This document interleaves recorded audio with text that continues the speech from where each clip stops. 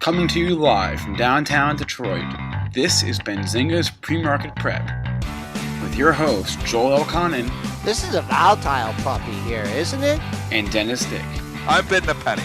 I will buy the stock for a penny. With everything you need to start your trading day.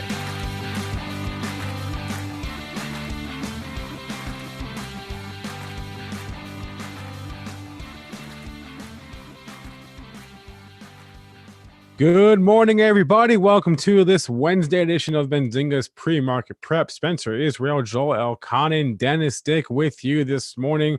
What's on our radar? Well, probably the big news of the day is this merger in the cannabis industry. We've been, I guess it seems obvious in hindsight that a bunch of the Canadian companies would look to partner up, and that's what's happening here. TLRY and APHA merger first reported last night by Bloomberg, confirmed by the two companies this morning. So we'll talk about that. I want to talk about this Intel or Mobileye Intel Luminar story from yesterday. Is a little bit strange. We of course have a Fed meeting today. We have an offering from IQ. DraftKings is up. Everything is up. Everything is up. So that'll be the theme of today's show. Everything is up. Our guest is Anne-Marie Baiynd. She is of course a favorite of ours, author of the tradingbook.com. She runs that site. She'll be on at 8:35 to share her thoughts with us on the market. Want to remind you all to hit that like button, hit that subscribe button. And Joel, tell us, how are we doing? I guess I shouldn't say how we're doing.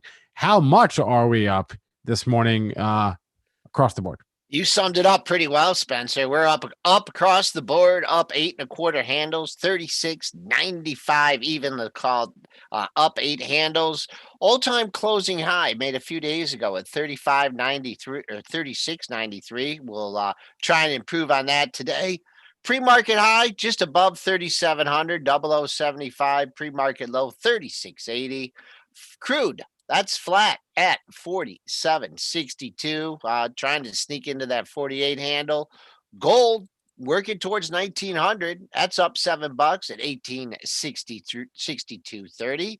Silver, that clears 25. That's up 62 cents at 25.26.5. It don't look now. Let's get our Bitcoin 20,000 K hat on.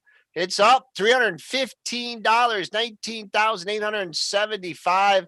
We haven't had a close over that, so maybe we can do that today. Let's bring in Triple D, who has been observing the after hours and pre-market action. And you getting beat up at anything, Triple D? No, not really too bad. Not really too bad. Nothing major. No disaster, at least not yet. Obviously, the day is early, so we'll see as we continue on here through the morning. But no disasters to speak of yet. All right. So don't jinx me, though, Joel. No, but you know what? Even when you're like under siege, you're just like, well, you know. Well, I'm always under siege in something. I mean, when you put on 50 or 80 overnight positions, the odds are you're going to be under siege in something. You get, there's 50, 60 trading along with the market. You got a few more moving in your favor. You got a few moving out of your favor. So you try to work out of the losers as best you can, and you try to milk the winners for all you can get. That's how I do it. That's how I try to make my money. All right, so when you're in an industry or a business and you're struggling, right? You really haven't prospered because you hit $300 and now you wear an $8 stock. You look to do something to cut costs, consolidation, right? And consolidation in the pot industry. Yep. So again, this is first reported by Bloomberg, confirmed this morning. APHA and TLRY are merging. Here are the details. APHA shareholders are going to control the majority of the company, and they will end up owning 62%. Here's what APHA shareholders get. They get 0.8381. That's the ratio. 0.8381 shares of TLRY for each share of APHA that they own. TLRY shareholders don't have to do anything, and that's the ratio again. So APHA will be the larger of the two in the combined company. A few sympathy plays here this morning, but that's the details on the headline. Some of the smaller pod stocks might be moving up. I see CGC trading higher. That doesn't make any sense to me at all because they would probably be an acquirer in any of these cases. But I guess they look at Freya as kind of the acquirer here, although they're merging together. But obviously Freya taking a little bit less. So they see it still trading higher and they think, okay, well, sympathies going or synergies here are going to help, and it makes sense. I mean, you think about, cutting costs here. We know the demand has not been where they would had hoped it had been. Obviously, there's been a major supply issue, so cutting some costs and getting some synergies here makes sense. So this merger makes sense to me. So there were a few, you mentioned CGC, a few of the smaller names that could be moving in sympathy here. Kronos is also a bigger one that could move, and we know ACB Aurora, but some smaller names are Village Farms, VFF. Moved off this headline yesterday. Hexo, HEXO, moved off this headline yesterday, and then OGI also moved off this headline yesterday. Those are smaller names. Those are names that could be acquired, not names that would do the acquiring. Then of course you have the dozen or so, or however many there are ETFs that could move based on this. So I've not liked these stocks. We know that. I'm not changing my opinion because of the merger here. Some people giving me heat because obviously I've hated Afria, but if you've been listening to the show, I've hated Afria since, for years here. So I know it's had a nice run. It has been an everything rally. Believe me, the pot stocks have participated in the everything dogs barking rally. So is this the turnaround, and is this where you want to pay your billions of dollars for your greenhouses that grow pot plants? I don't think so. I think the competition is going to continue to get more intense as it becomes legal over in America, throughout America. I think a competition comes there too. I think it's a ringing the register event here, but I've been wrong. So, I mean, it's tough. I mean, it's tough to look at something and say that doesn't make sense because nothing makes sense. I mean, valuation just doesn't make sense. So trend has been your friend here in the last month. The pot stocks turned in November when the IWM and every small cap stock turned. It's not coincidence that pot stocks started catching a bid at the beginning of November when they started buying everything that hadn't moved and pot stocks had not moved. So am I coming in here and saying, I think it makes sense. I think it's good to cut costs where they can. I think this is a merger more out of necessity than out of growth. And that's why I'm still not interested in investing in these companies. But you can trade anything. Right. And the reason I haven't taken a big stake or a stake at all any of these companies, I just think the black market out there is pretty big, and it never went away. Yeah, I mean, it's like they were supposed to kill. That was the whole point in Canada. It's still illegal. It's still federally illegal in the U.S. It's not in Canada though, and there's still obviously a lot of you think, okay, well, the government's going to control the marijuana, but then I hear that it's cheaper to just go buy it from your friend or whatever that's growing, and everybody can grow in Canada too. You can grow so much now too. It's legal, so you got individuals growing as well. I mean, the AFRI is more in the medical space though. So, let's not say this is not, this isn't their target market to go and, give pot to everybody, just who wants to smoke pot. They're more in the medical marijuana. Mm-hmm. And, that has made sense. And they've grown a fantastic business. It's always been valuation. I've never said, the company, obviously when it was run before, we know there was some shenanigans going on, but they've changed managements. They've turned all that stuff around. It's a good company. It's just valuation. I've never liked the valuation of $4, of $5, of $6. I didn't like the valuation of $20.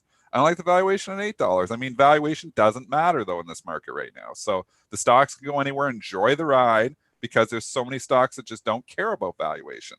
One day valuation will matter again, and that's after this all bursts, but we don't know when that is. Why is Grow Generation such a beast? Because it's American play. I mean, there's nothing else over, traded really that's listed. So, how many listed stocks do we have in the U.S.? There are several dozen. Well, give me several dozen, because that's not true. That's listed on a major exchange. Okay. Because I try to trade them. You got Grow Generation, GRWG. What else do you got? That's listed on NASDAQ. Okay. Are we Stock Exchange? U.S. companies or Canadian? U.S. companies. So that disqualifies like Kronos and the like. All those. Okay. I know because I trade the space. Okay. And there's not that much else out there. Give me a second here to think. You've got like You want to count GWPH in that? No, You want because to count- GWPH has been there, and that's I'm like GRWG, like competitors for GR. There's lots of them there. People are spitting them out. CBWTF, but these trade over the counter. Yeah, you don't trade These those. aren't traded on the I exchange. So pulled up a handy dandy list, so I kind of cheated. But yeah, we'll bring up the handy dandy list because I'd like to trade more that are on the exchange because I don't trade OTC. okay. OTC you can't trade pre-market and after hours. There isn't any market for it. So Okay. EHC, Encompass Health, they're on the NYSE. $8 billion market cap. So not. Is not, that a pot stock? Just a pot stock? I don't know if I it's. feel like that's something else. What's the symbol? EHC. I don't know if it's just pot, but it's got some exposure. You've got Pure play. IIPR. That's an obvious one. Innovative Industrial. They're definitely a peer to GrowGen. IIPR. Ooh, that's a what? Look at that chart, Dennis. You've got Green Tree Hospitality Group, GHG. Do they do any volume? Oh, That's probably why if they're not, Dennis, if they don't have a lot of volume, they're probably not hitting your radar. No, a lot of these aren't pure plays though. These are like, these are derivative plays. Like Green Tree Hospitality Group, are they actually like, when you look at, these companies, look at what Grow Generation does. I'm just saying this is why Grow Generation gets, the question was, why does Grow Generation get so much love? Because it's the most widely traded US stock. It's on a major exchange. It's traded on the NASDAQ. And everybody sees this as a pure play on marijuana. So, when you get to, and yes, GWPH has been there for years and it's always got a lot of love.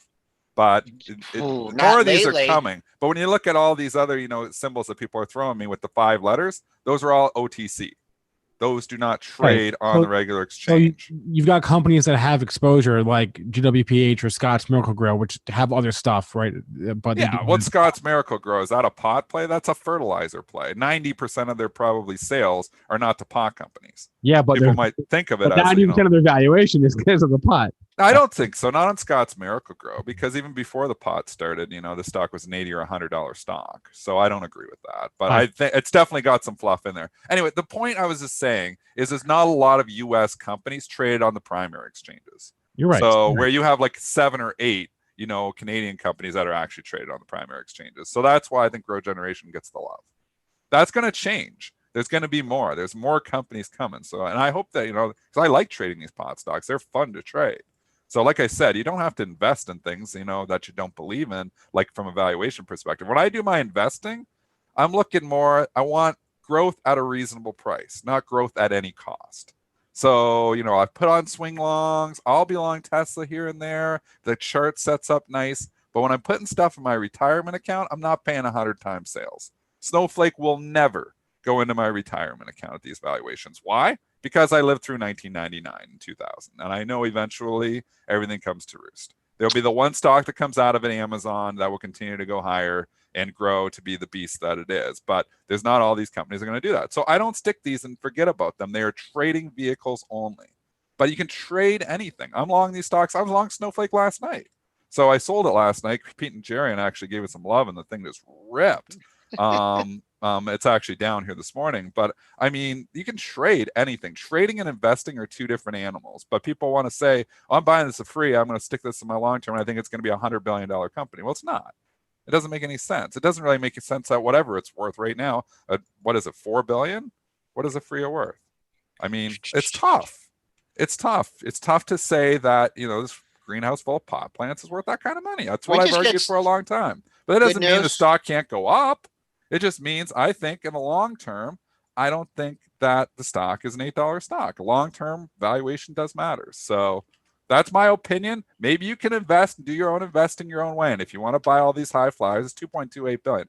But if you want to buy everything like Snowflake and Zoom and pay 100 times sales, you've done really well. I mean, ARK Investment just, is basically taking the opposite of my, she's going in all the high flyers and she's kicked ass this year. Much more so than my investment portfolio. My trading portfolio is doing awesome because I'm actually long a lot of these things just on momentum. But my long-term retirement account, where I stick stocks in and don't look at them again, I mean, are you getting picked off for sure? Are you getting picked off on some offers here while you're talking, Dennis? Because what's happening? I don't know. I don't know. Cancel all my orders. I don't know you to cancel your orders, but someone said something positive somewhere about the stock market or something. I don't know. We just had like a little. I don't know. I just didn't want you to get picked off Thank here. you. Wait a minute. Because something's going on. Yeah. Okay. So it's looking more and more likely that we're going to get a stimulus today. Oh gosh, stimulus. It's the same headlines: Yep. vaccine, stimulus, vaccine, stimulus. It's This is such a nauseating market. I mean, it's been a fabulous market to trade, but the simplicity to this market is just almost sickening. It's like you cannot think past 1 + 1 = 2. If you think anything past that, then you're just wasting your time. It's 1 + 1 = 2. Oh, Pfizer's going to, maybe potentially, they're going to talk about the Pfizer. Will they approve it or not? Of course they're going to approve it, and the stocks rally on it. I mean, 1 + 1 = 2 market. This is a simplistic market. And you know what? It's good that way, I guess. You don't have to overthink it. You're overthinking this market. You're doing too much. But when I was talking about the investing, you can trade anything. You can be long these stocks. If the chart's set up well, if the momentum's with you, by all means, be long them. Just don't get married to these positions when you're paying 100 times sales, because eventually 2000 will happen, March 2000, when everything crashed. It will happen again, but we don't know when that is. So let's just trade it. Keep it as trading. All of these stocks are great trading vehicles. But from a long-term investment standpoint, I got Google, I got Amazon, I got Apple, I got Microsoft, I got boring big tech names. I have smaller ones too that I think are at reasonable prices, but I'm just not paying through the roof. I'm going to pay 100 times sales because I think this is going to take over the world, because a lot of these companies aren't. All right, just wanted that quick pop there, and now we're kind of settled back down. So another stimulus headline. I mean, they got to do something before, I guess, to keep the government going before the end of the year. I just, and I guess Biden's going to intervene too a little bit. I kind of thought I was going to get pushed, but to after the inauguration. But what the hell do I know? Just real quickly, a symbol, just ticker vault. I just want to do this real quick, just because the chart stuck out to me. The solar's just been super hot. He asked about SEDG. I mean, it's knocking on the door here. I mean, just 4 highs in the same area. So you got to clear that seller out. Trading up 343. You're getting a running start into it. So it's 4th, 5th time up here. So keep a look at it. Looks like it's going to break out again today. All right. These are simple themes that make you money investing. Where you think solar. Yeah. I mean, think about it. You're just saying, look, everybody's going more green. So let's buy some solar stocks. So let's look at the TAN over the course of the last 4 years or 3 years. I guess TAN hasn't been out there that long. No, it has. Though. It has. 2019 was $20. Today it's $92. There's a theme. That's an investing theme where I want to be long solar stocks because I believe we're going to be reliant less on oil. XLE, let's be short oil because we're going to be reliant less on oil. And it's straight down the last 2 years. I mean, those are themes that make sense. And those are themes you can participate in. Yeah, you're paying stretch valuations for some of these companies now, but if you were looking at them a year and a half or 2 years ago, you're pretty happy right now. The problem with TAN, this is unique to TAN, is that it's been victimized by the shiny object syndrome in the past. Like it was the hot ETF for a couple of years, and then following those years, it was like the ultimate loser, right? If you pull up like a long-term chart of TAN, you see it. I mean, it got as high as almost $90 back in 2011. It was just too far ahead, and that was a valuation issue. Right. So it was one of the hottest ETFs of the year in 2012. It got crushed in 2015 and 2016. So and it's obviously been the biggest this year. So the TAN can really move for an ETF. What a fantastic example, though. So continue your point. But I'm just saying this is a fantastic example. You just did my whole case for me. Yeah, I'm not trying to I'm just saying on a name like TAN is, for an ETF, it can really move. It in the past it's been a case of hot story versus not hot story, and in favor one year, out of favor the next. This is your cloud names that you're trading 50, 80 times for. This is what they're going to look like. Look back to that chart of 2009 on First Solar. It was $200. Didn't it get higher than that? I feel like First Solar was even higher than that if you go further back. Let's see if I can go farther back. I think it was even higher. Yeah, look at that. Yeah. Oh, look at that. Good call. This was 2007 when valuation didn't matter. Valuation didn't matter because Solar, we were all going clean energy back in 2008. Plug power, valuation didn't matter because we were going, you know, and all of a sudden 2008 happened and valuation mattered again.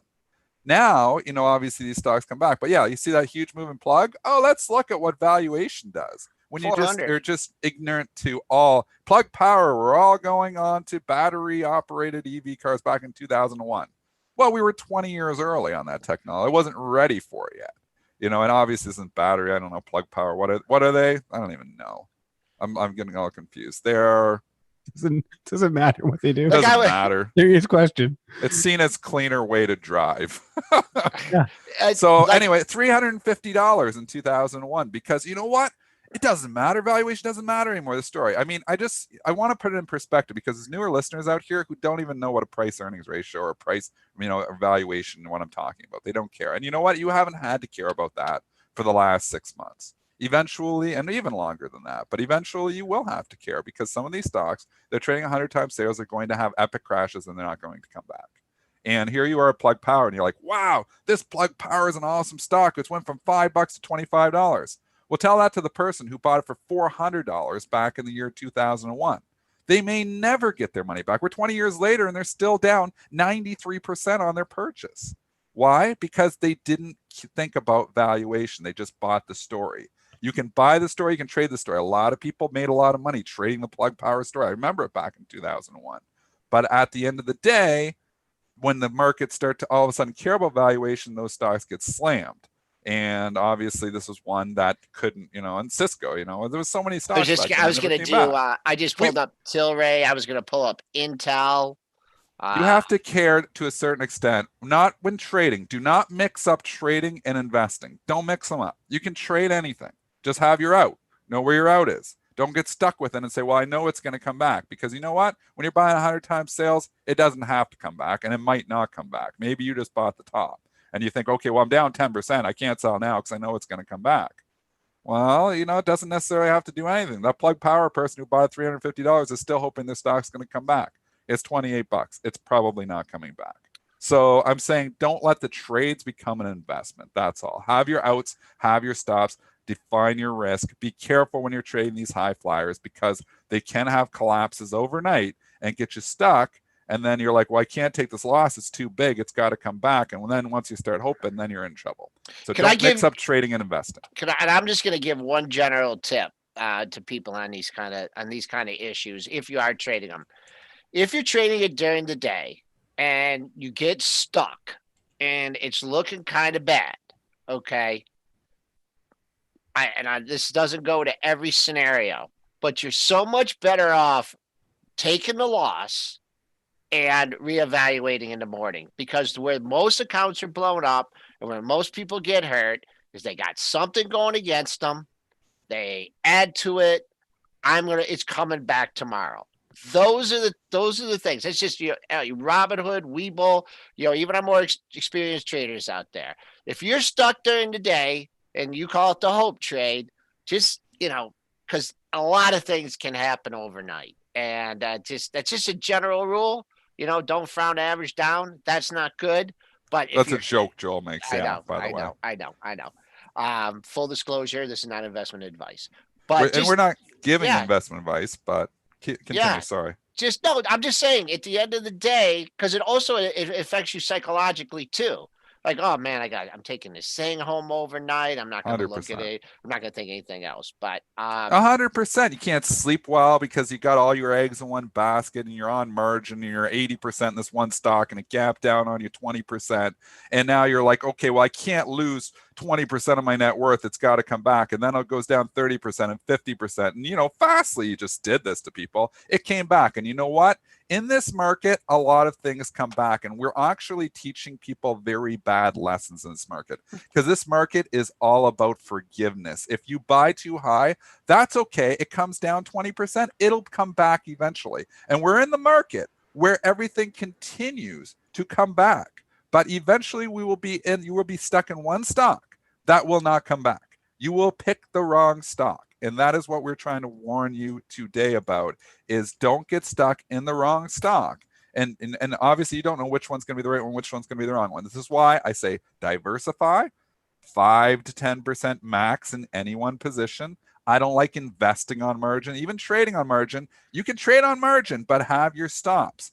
Don't get caught. Don't get stuck. Don't let the trade turn into an investment, because you will eventually pick a loser. It is inevitable. You will pick a stock that will not come back. You bought it at 50 and you're going to pick a stock, and it's eventually going to be one that will not come back. And I've seen this time and time and time again. Why? Because we're at a prop firm. We see a lot of people come through, a lot of retail traders. They'll come in, the retail trader right now, they'll say, I've never had a losing trade before. You won't believe this, but I've never had a losing trade before. They say that. And it's not, in this market, that's a normal story. I told you in my investment portfolio, I'm up in like 25 out of 27 stocks. It's not normal. It's just that we're straight up tape. I'm not a genius investor. I'm not any better investor, but I'm up in all those stocks because the market's just giving it to you. It's up because everything is up. You can't pick a bad one right now, but eventually you will. Eventually we will get into a market where you will pick a bad one. And what you will inevitably have, if you're always selling your winners for little gains, and then holding your losers because you know eventually they'll come back to be a winner too, that is a recipe to eventually blow out your account. Not joking. You will blow out your account that way if you continue to just not cut losers and always cut your winners, because eventually your portfolio will be full of losers. So you have to have risk management on the downside. The best traders I know are very disciplined, and they get out when the trade is working against them or their thesis is not working. They get out. Every single trade, think about how much money you can lose, not how much money you can make. I want to read this comment in the Benzinga chat from JB Bets, which is absolutely correct. Typically, people are a lot better at holding down 90% than up 20%. And, Awesome. I fall into that camp too. I have found in the past that I can justify any loser. I can find a way to justify any loser if I try hard enough, right? Oh, yeah. I'm early. I'll just wait. I'll wait it out. Oh, no. I said I'm going to hold it for a year, so I'm going to hold it for a year or whatever. I will justify any loser. But if I'm up 10, 20% more in this market, then I'm sweating.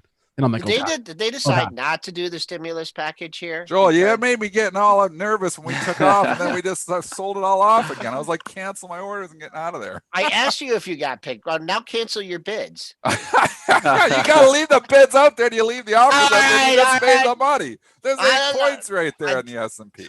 I know, but just sometimes retail sales are coming up in 2 minutes, so I don't know. Go wide. Yeah, go at least go wide. I'm not telling you to cancel. Okay. Anyways, This is the forgiveness market. And if you're new to this game, you've probably been taught some, very bad lessons that all stocks eventually go up and come back. And it is not true. It is not true. All stocks will not always come back. And if you keep playing, I'm going to sell a winner, you will inevitably have a portfolio of losers, because let's just say you're a god and you pick 90% winners all the time. Well, if you're always selling that winner up 5% or 2%, or in some cases, people are selling for like 50 cents. And then they're like, okay, I get down. Eventually that stock just comes back. If you're losers, eventually you get stuck with this portfolio of losers, and it just dominates your trading capital. And then you don't even have trading capital. And then Joel's talking about the mental capacity that is straining you, at night because you can't sleep because you got all these losers on. If you can't handle a 3, 5, 10% fall in the market, you're not trading right. We're going to let Mitch go real quick. I just wanted to explain, when I say go wide, Dennis makes a lot of markets and a lot of stocks. So he's, on the bid and the offer trying to catch some inefficiencies. So when there's more volatility coming up, I tell him to go wide. That means he just expands his parameters to account for the upcoming volatility. Mitch, what did you want to say in there? And we're falling here. Anyways, go ahead, Mitch. What were you going to We're 50 cents wide on SPY. Wow. Just to support what Dennis is talking about, one thing I noticed from my 5 years of trading is that we never know. Who knows? We never know. Nobody knows. Exactly. Nobody knows. And so it's a game of probability, guys. It's the faster you accept that you're never just 100% right, the faster you can start focusing on your strategies, on your probabilities. And I think that's really where you start gaining some edge. All right. So retail sales were a little worse than expected. I don't know if it's moving the market at all. Yeah, we leaked a little bit. We leaked a couple points. Mitch making a great point here too. I guess it's Educational Wednesday here, where we're just trying to talk about, but nobody knows anything. That is what Mitch was just saying. I'm telling you right now. every single, analyst you get here looking on CNBC and they say, oh, they got this market figure. Nobody knows anything. It's for real. Like, think about, that Wolf of Wall Street with that original scene with Leonardo DiCaprio and Matthew McConaughey. And he's sitting there and he's like, what was the word he used, Mitch? Fugazi. Mitch Beckett. Fugazi. That was like genius stuff. Nobody knows anything. You're just playing in a land of probabilities. That's all we are. We don't know anything. So if you're going all in on something, eventually, if you keep going all in on something, eventually you're going to get burned. So that's, nobody, but people think, I know a lot of stuff about the stock market. I don't know where stock's going 2 days from now. I just know there's some momentum here, and I think it's going up 2 minutes from now. Now, I try to invest, and I try to think, where is the stock going to be 2 years from now? I try to think, logically, is it worth what I'm paying for? Trying to just logically think that through. But, I mean, I don't know anything either. Nobody knows. We're just making guesses, educated guesses. How much did your CFA help you out with investing?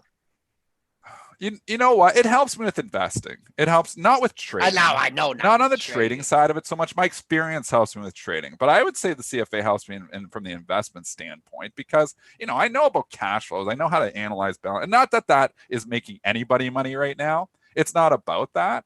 But it's also about, you got to wear the two hats. And if you're going to invest in the stock market and have retirement stocks, you've got to be cognizant to, different valuation tactics, and CFA teaches you a lot of that stuff. So I would say as an investor, it helps. And there's so many skill set, indirect benefits there for sure. Just understanding the mechanics to how the markets work. I mean, I helped with the level 3 curriculum.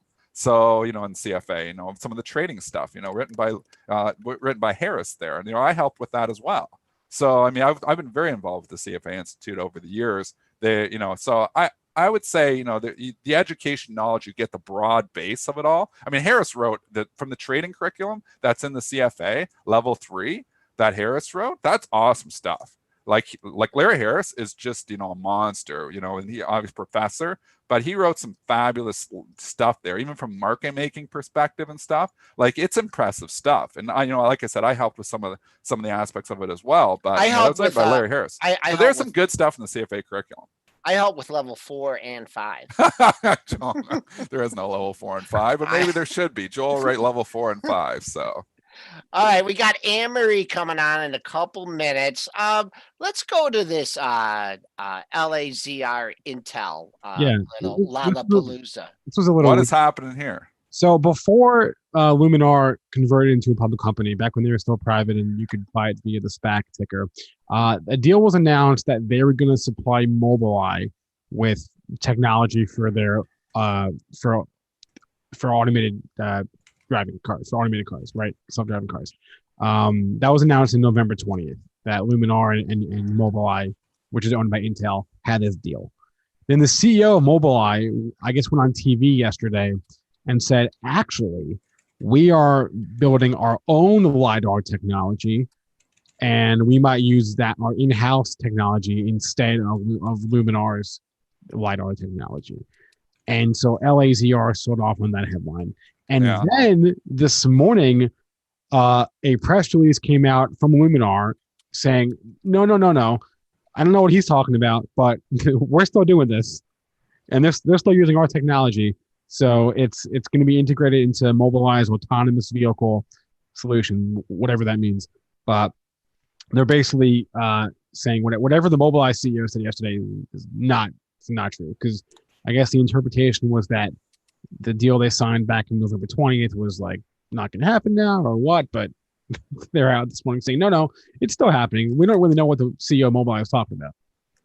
If I had a nickel for every time a smaller company came out and defended themselves, after something, got said negative that brought their stock price down, I could be a very rich man. So not surprising that Luminar would come out and say, oh, no, that's not the case, after they watch their stock just tank on the news.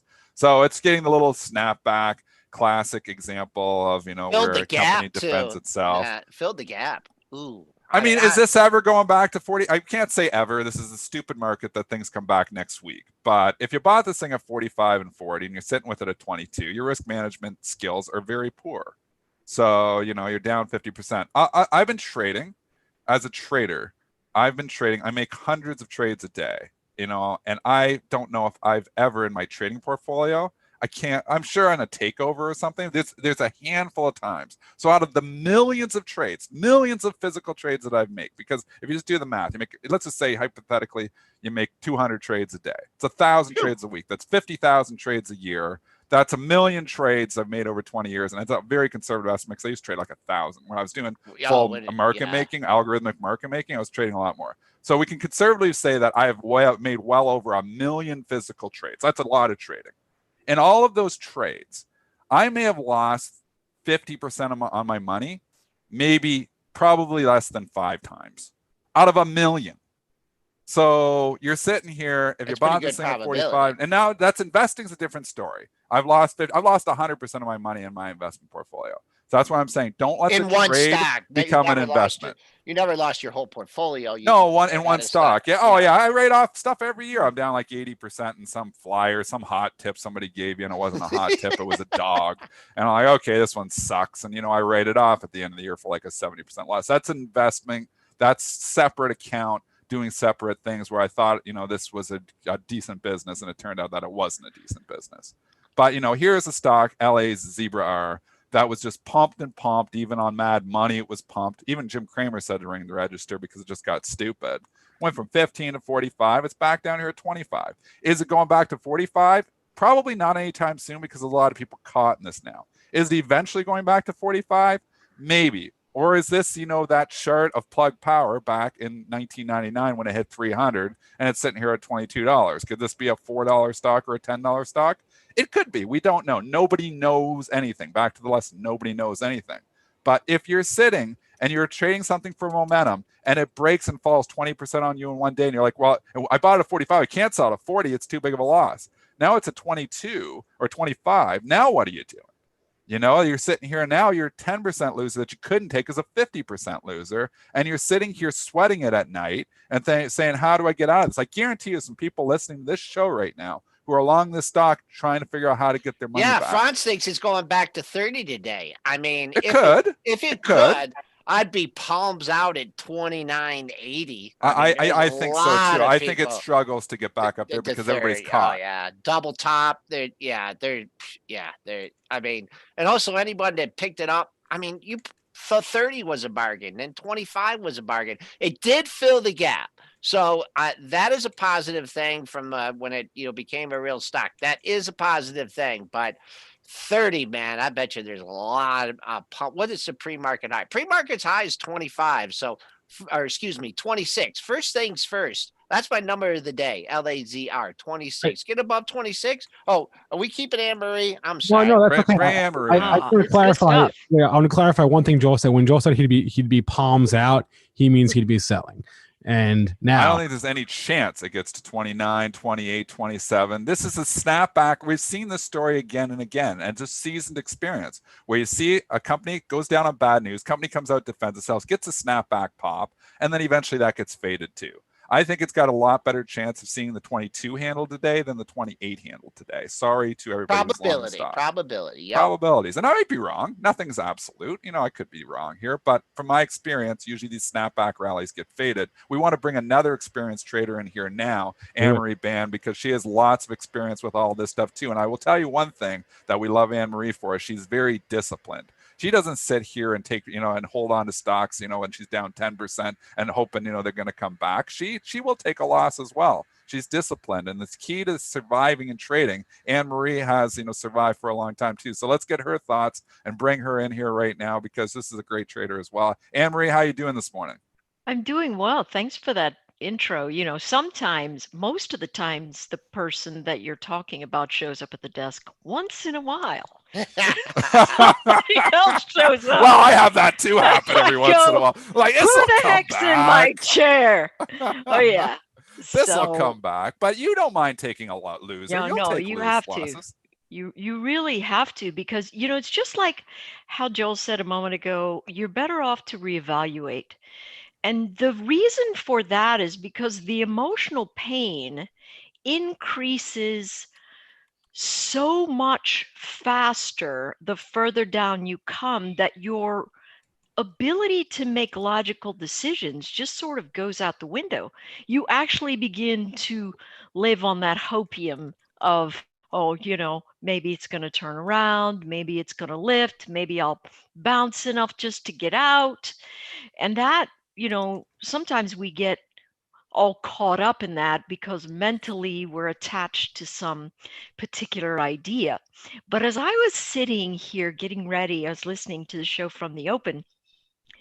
I remember last year, almost at this time, you had a group of folks on and you said, hey, give us your year end thought. What do you think is going to happen? Yeah. And my hilarious, broken, absolutely wrong was Bitcoin is going to be half what it is now. And it's what, 2 or 3 times what it was last year at the end of the year. So that was funny because I was reflecting on how really things are just moving so dramatically and how much I love the notion of, listen, if you're going to trade and use some sense, and those trades might eventually become good investments because they keep rising, then think about the things that we're all going to need, right? Yes, there's solar.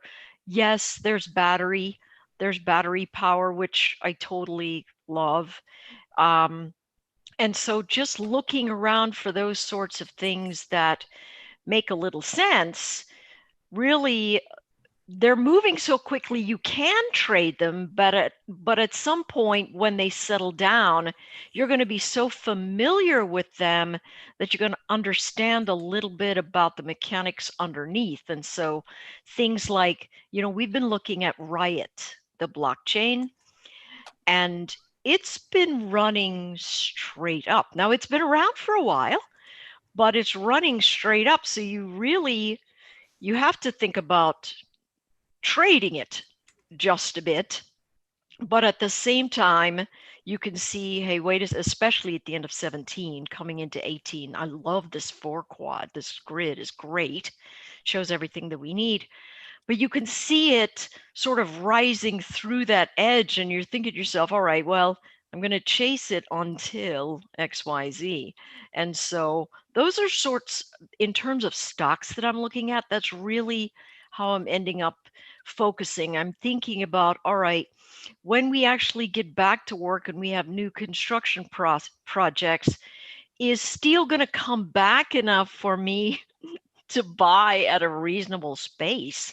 And what I've been doing, especially for this, I had sold the 8 puts and this had dropped to 5. And I was thinking to myself, wow, that's going to be bad. But I was willing to acquire it, right? Because again, we build things with steel. And so those are the market has so much mania associated with it. I have got to pull some kind of sensibility around how I'm making decisions to pick up stocks in a portfolio that I can trade and then, hold some for longer term investment. Things like how fast Disney's run. I mean, that spike on Disney, it went up 15% in a day or something. It was just huge. Now, Disney's great. They've got a lot of things to go on, but what's been superb for me is just saying, I'm going to sell these puts really far out of the money. Everything's really running high. If I don't get filled and I don't get put to the option, then I made a little bit of money. But this market is manic. It's like, I'm not sure if I've ever seen anything like it because I wasn't around in 1999. I was just looking at it. I wasn't trading it. And so it just feels like that. I feel like I'm going to wake up and we're going to be limit down, and the sides are going to be falling off of buildings. I don't know. I don't have any idea. I don't have to worry about that. I never leave the house. But I don't leave the house either. Anne-Marie, I want to ask you. All right, so you're our first guest. We had a guest on at the end of the year, the last week of the year, and we talked about stocks, right? And little did we know what was going to happen in this year. But one that you liked was CyberArk. Yes. Right. And I just wondered how you managed the trade. I mean, because obviously it was up at one. Up and down. Yeah. Yeah. So was that something that you had to trade around? Because, yes. Okay. So just talk about that a little bit, because that was an investment. That wasn't a trade. That was something. There was an investment. Can you just talk about how you handled that? Because it had some volatility. Right. So for the big spaces, I liked, my thought is always this: I'm going to look at the monthly chart, and if I break the prior month's low, you're out. I'm going to look at it and go, this has got to bounce or else I'm out. Right. So I'll open myself up to maybe a little bit more of a loss to give it room to see if the buyers are going to come in someplace. But if I lose that low of the prior month, that's bad news. And so I actually got out of CyberArk.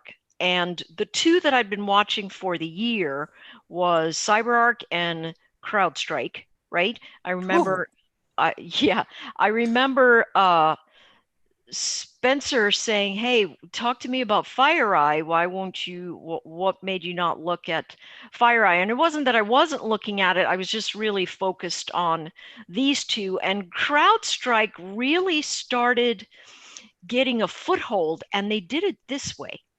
I started noticing them popping up on my Twitter feed in the promoted spaces. Now, it was either because I had been tweeting them. I don't know what algorithm they had that popped it there, but I noticed it coming up, and CyberArk had a few little bumps, and I had pulled out, and I thought, all right, you know what? I'm going to focus on CrowdStrike.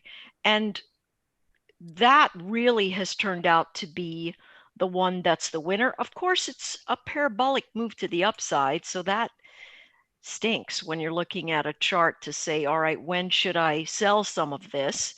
And you had a plan. Yeah. So the current view right now is still we've got to look at cybersecurity. The problem with cybersecurity right now is that by the time we find out anything, it's like termites. They've been around forever inside of your system, and you just see a lone termite floating around somewhere, and you go, oh wow, we've got troubles. And so there's got to be some new advancement in this space, but I truly believe it is our one death knell that really is going to take us all back to Tatooine. I mean, honestly, what is that? You just slipped one by me there. Tatooine. Come on, Joel. He doesn't like Star Wars. Joel doesn't like Star Wars. Get her off the show. Not another Star Wars. You can come on. You can come on anytime. We love Star Wars, and I like any analogy that has to do with Star Wars is okay with me. So Tatooine, we can talk Tatooine, the desert. We can talk where Luke Skywalker was born or raised, at least. Princess Hannah. Yeah, that's it. Okay, Joel is just gonna go on mute. You know what? Chewbacca. There's a lot there, and I think really, I mean, think about how long Osama bin Laden kept under the radar. How he did it. He went completely off the grid, because all our grids they're porous, and there are things that we can do in this space that I think is going to be really supremely interesting. But to talk about CyberArk, I just stepped out and said, until this thing holds its new weekly lows, I'm not touching it. and I'm not touching it. And we didn't get back into that until it was, almost 100. So I would have loved to have said, hey, I was out hero buying at 70 or whatever, but I was not about to touch it. It literally fell off a cliff with everything else. And so really that's the thing. If you like something, doesn't mean you have to be in it all the time. You just watch it and watch it start to behave. And once it starts behaving, you put it back into the charts and your cycles where you're going to buy or you're going to sell a put here or there or whatever. So what are you looking for the end of the year? It's Santa Claus. We don't know if he's quarantined in the South Pole or North Pole or not, but sure shaping up here. What are you looking for year end? And obviously looking in your crystal ball here, Bitcoin just blasted through 20,000. I just want to alert people. Wow. But well, yeah, that's a good way to start this, because honestly, this story is all about the dollar. Right? The dollar is really, it's in a space that's, I don't want to be dramatic, but I'm going to say it anyway. It's in a space that's going to be an existential event if it starts slipping, another 3%. I think it's going to be in a very troubling spot because of what it is to so many countries. But here's what I'm looking for. I'm not sure if you guys are watching where gamma flows are sitting in the option chains. Easy way, the back of the napkin way to do it. You go back into the ES and you say, hey, let me see where all the put sellers are sitting, maybe where all the call sellers are sitting, and see how folks are gravitating to these edges. And what's happening is there's still a ton of out of the money long call buying. And for the ES for this week, my gamma flow number says that 3690 was the first gamma flow test, and then the one before it was 3700. And what we've done every single time is peg these levels to the upside. Now they're calling 3730. My suspicion is that we're going to continue to run simply because people are continuing to buy. And it's sort of like, if you're a newer trader, just like Dennis, you were saying, people come in, they go, I've never had a losing trade. They're going to keep buying because they're learning these bad habits of, hey, I'm going to buy the dip no matter what, or I'm going to buy the breakout now no matter what. And the dip might be a little bit ugly and scare me a little, but it's coming back. And I think it's going to push us. Can you explain gamma? We're getting a couple questions on that. I have a general understanding of it, but could you a little more detail? The definition of gamma is the rate of change of delta. So gamma is the second derivative. It's I don't want to get all nerdy, but gamma is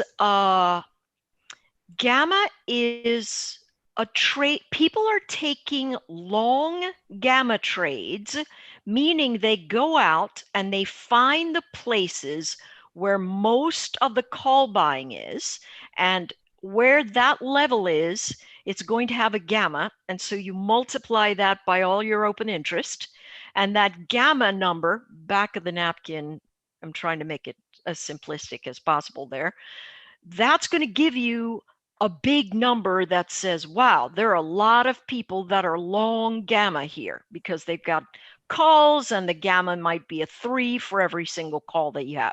If you look at your option chains, you're going to see the rate of change of delta. It's going to be the second derivative. It's delta is the rate of change of the stock, and gamma is the rate of change of delta. In any case, the easy way to do that, to figure out where they're trying to push, is to see where all the calls are stacking up and how much of it is out of the money. And if a lot of it is out of the money, what we are seeing now is the options market is getting so much bigger than the stock market. The options are driving the stock price because the market maker who sells the call that you or I buy has to go out and buy the stock so that his delta is hedged, right? If he sells us a call that we're buying, he's negative delta.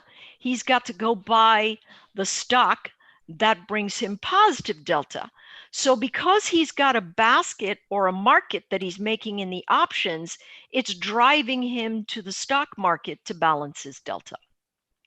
So that flip side is what's making these gamma events more prevalent. And so every morning I look up and I go, like yesterday afternoon for the NQ, the gamma was 12,590. And in the morning, the chart was down at, I don't know, some really small number in the NQ, like 100 points away or something. And it flew right up into that zone, went up over it just a little bit, and came right back down.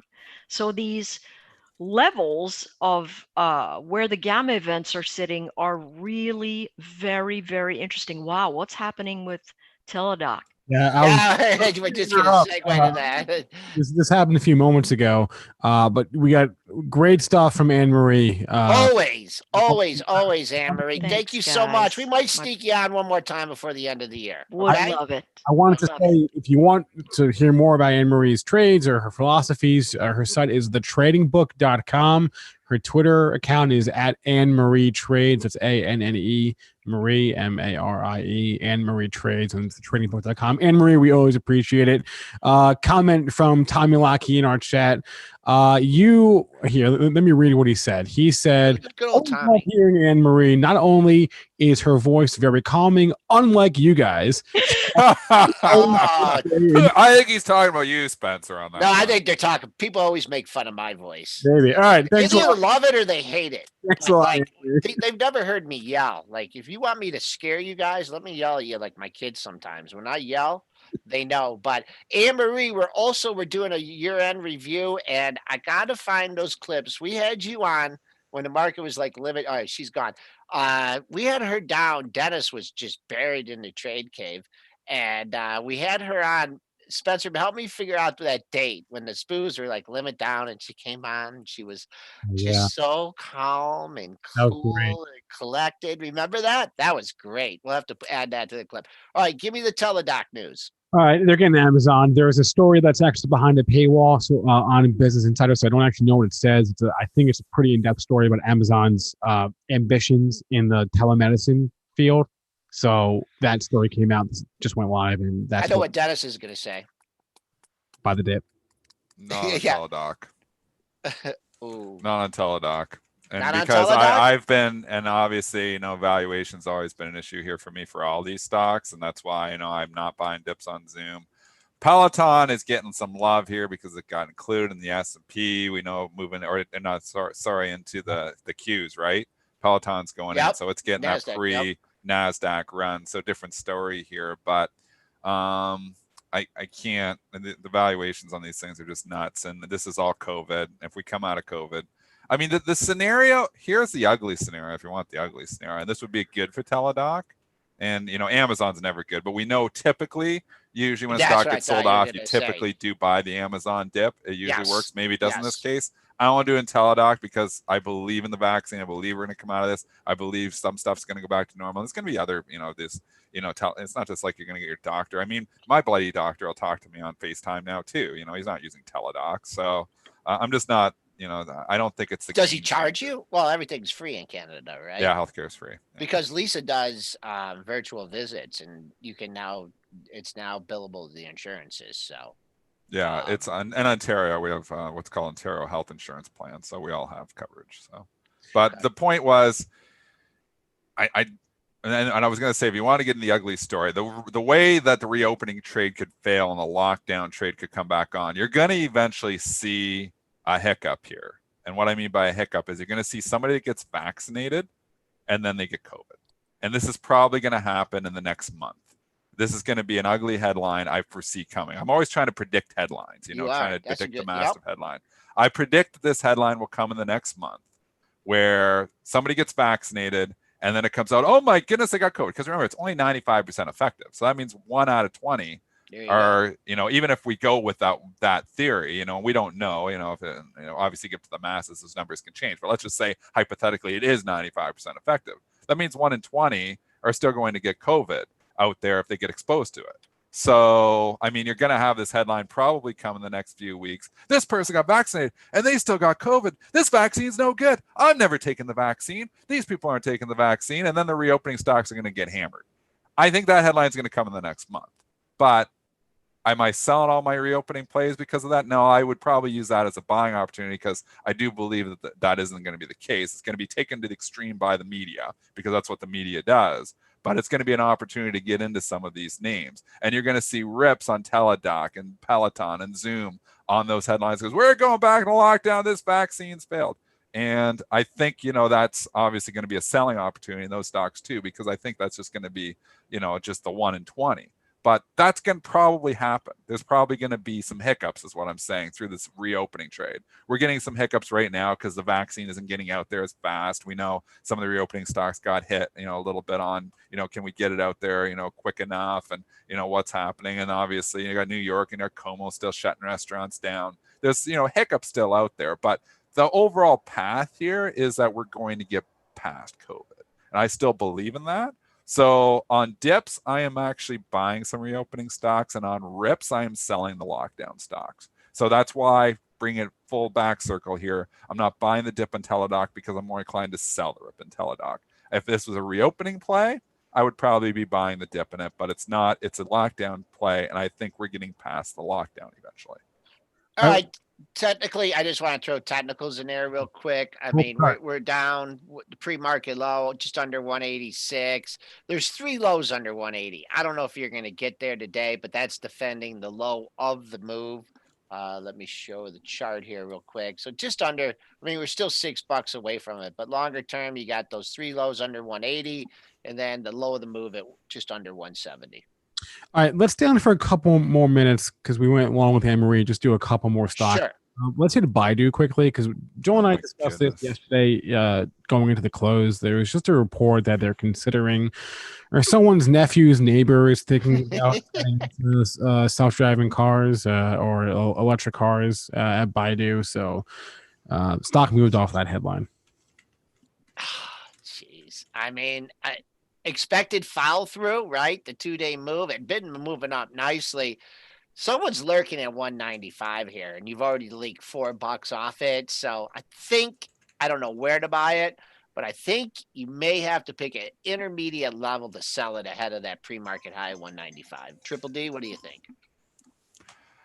This is a story now. It grabs anything that grabs EV rips higher. This is Baidu. It's got rumors it might get into EV. It rallies 20% basically on it, which is just insanity. It shows you how anything touching EV, even bigger companies, this isn't a small company. Baidu is a fairly big company. To get this kind of move is just incredible. On rumors of EV, I would ring the register if I owned it, but what's am I to say? Maybe they come out and they actually do, and then it pops another 20%. I don't know. So it's gone parabolic here now. Usually I ring the register when stocks go parabolic. All right, 904. Joel, did you want to stay on for a couple more? Yeah, Triple D, you can. I know you're getting ready for the open here. I just wanted we did a lot of educational stuff today, so just if we want to do and people I think some people like the educational stuff. Sometimes we go on tangents here, and we weren't planning on doing an educational show, but we started to get into it. It's important that we just give perspective here, because right now you can get caught up in the FOMO, and I just don't want to see people really get burned, because this happened in 1997, 1998. There were stocks that didn't come back. Not all stocks topped out in the year 2000 and then tanked. But, you just got to be careful. And I just say be disciplined. You can get into anything. You can put on any trade you want. Just have your stop.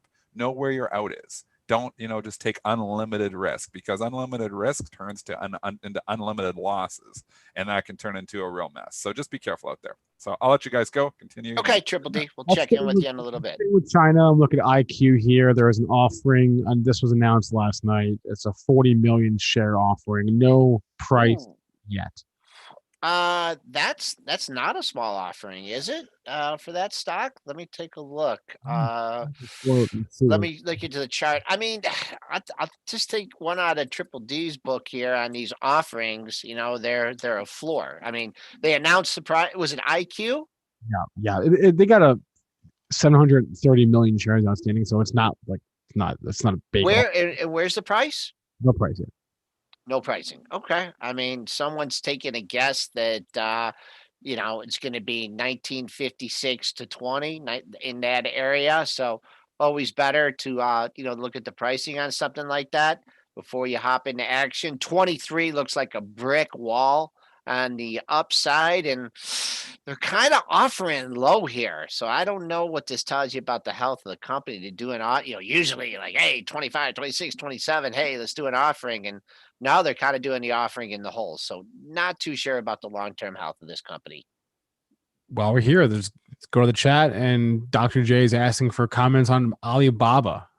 Dr. J, isn't he supposed to be on Fast Money? What's he doing in our chat here? Baba's,